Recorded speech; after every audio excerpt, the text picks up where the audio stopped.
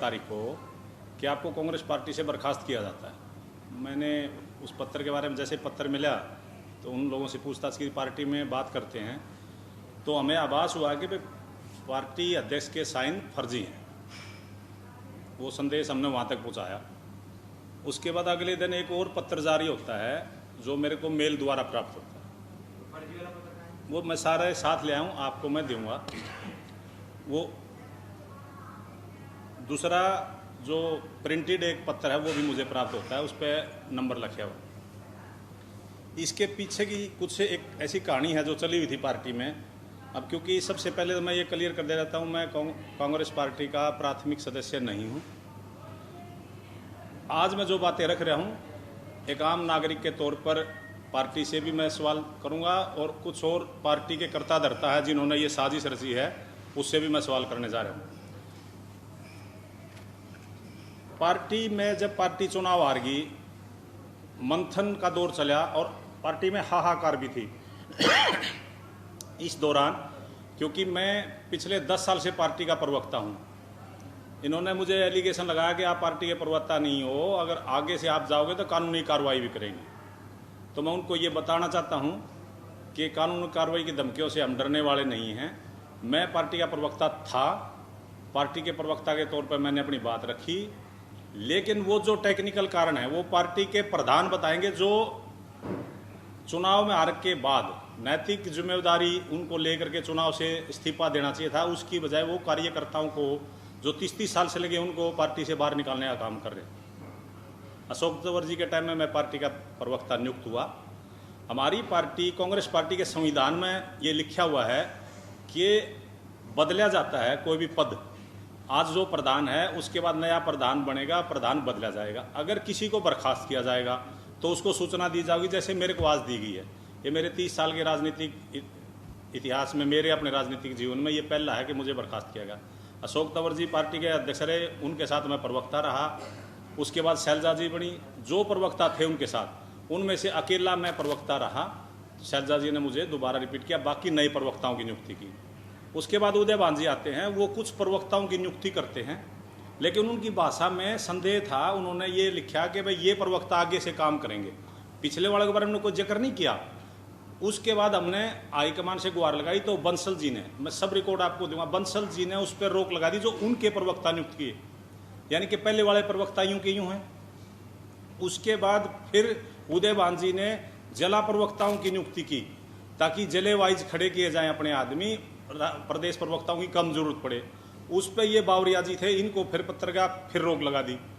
यानी कि आज की डेट में उदय भान जी द्वारा एक भी नियुक्त प्रवक्ता नहीं है। जो भी टीवी डिबेट में जा रहे हैं वो नकली प्रवक्ता है। ये स्टेटस है पार्टी का।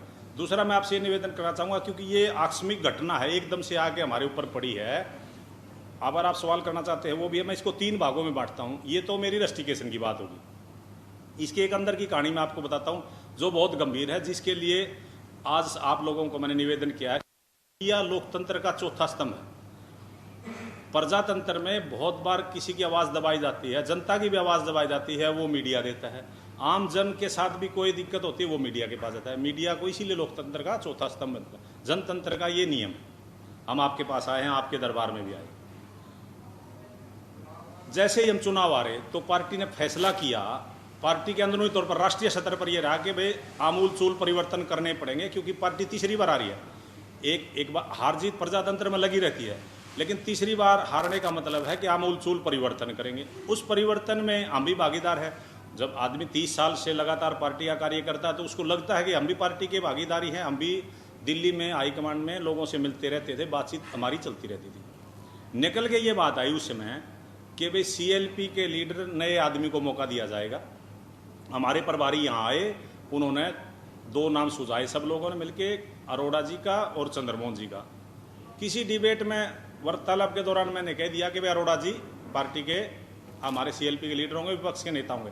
ये पार्टी की राय है, वो तो आएगी सामने, अभी कोई CLP का लीडर तो बना नहीं।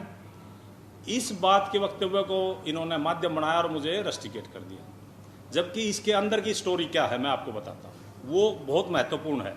और ये जो आज मैं प्रेस कॉन्फ्रेंस कर रहा हूँ इसका बहुत लंबा इफेक्ट जाएगा।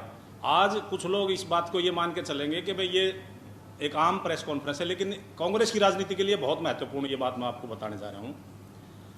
सीएलपी में ये बात तय होगी, उसके बाद हमारी टॉप हाईकमान, ये नीचे के लोगों को कुछ पता नहीं है इसके बारे में, उन्होंने फैसला ये किया कि भाई पूरा परिवर्तन करेंगे। उस पूरे परिवर्तन में दूसरे जो किरदार हैं, जिसके लिए 1 मिनट का टाइम मुझे देना चाहिए, उदयभान जी, इससे ज़्यादा टाइम उनको देने की जरूरत नहीं है। उदयभान जी के नेतृत्व हमने चुनाव लड़ा, उनके नेतृत्व हम चुनाव आ रहे और वो खुद भी आ रहे। उम्मीद ये कर रही थी पूरी पार्टी कि भाई ये नैतिक जिम्मेदारी लेंगे अध्यक्ष जी, क्योंकि बहुत बुरी हार थी। 70 सीट की बात करने वाले लोग 38 पर आ गए, बहुत बुरी हार थी। तो उन्होंने नैतिक जिम्मेदारी नहीं ली, तो पार्टी हाईकमान ने फैसला किया कि इनको सबको एक तरफ करके नए नेतृत्व को उभारेंगे। उसमें पार्टी ने 1 अध्यक्ष और 4 कार्यकारी अध्यक्ष बनाने का फैसला किया। अब मैं क्योंकि पार्टी का कार्यकर्ता मैं हूं नहीं, मैं एक नॉर्मल एक व्यक्ति की तरह बात कर रहा हूं, जो मैं कह रहा हूं आपको उस पर आपको गौर करना चाहिए। अशोक तंवर को पार्टी का अध्यक्ष बनाने का फैसला कर लिया पार्टी ने,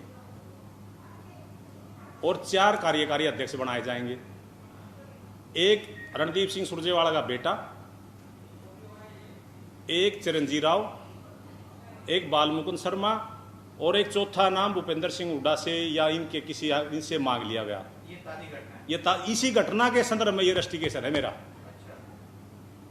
अब आप एक बात बताइए, पार्टी हारने का कारण या तो पार्टी अध्यक्ष जिम्मेवारी ले या चौधरी भूपेंद्र सिंह हुड्डा जिम्मेवारी ले, जिन्होंने 72 टिकट मांगे। मैंने आपको पहले बताया, पहले तो मैं अपनी बात पूरी कर लूँ, फिर मैं आपके सवालों का जवाब दूंगा। मैं 30 साल से पार्टी का कार्यकर्ता हूँ, भले ही कार्यकर्ता हूँ, लेकिन मैंने जवानी दी है इस पार्टी को। तो जो चीज़ है, मैं पार्टी के, मेरे पार्टी में मैं हूँ नहीं मेंबर, मैं एक आम आदमी के नाते अपनी बात रख रहा हूँ। पार्टी की जो आमूलचूल परिवर्तन करने की प्रक्रिया, ये हम करेंगे। मेरा नाम मैं नहीं जानता, अशोक तंवर जी ने दिया, कुमारी शैलजा जी ने दिया, मेरा नाम एक ब्राह्मण चेहरे के रूप में दिया। आदित्य सुरजेवाला जी के बेटे, मुझे तो उनका नाम भी अच्छी तरह पता था, उनका नाम दिया, और एक ओबीसी चेहरा चिरंजीव राव का नाम दिया। एक नाम इनकी तरफ से जाना चाहिए था। तो जब इनको ये पता लगा कि भाई सीएलपी भी आपसे चली गई, पार्टी अध्यक्ष भी आपसे चला गया, कार्यकारी अध्यक्ष भी अगर जाट नेतृत्व को देखे जब रणदीप सुरजेवाला का बेटा बन गया, ओबीसी में कैप्टन अजय का परिवार से आ गया ये बालमुकुंद शर्मा, तो वैसे हमारे काम का नहीं है।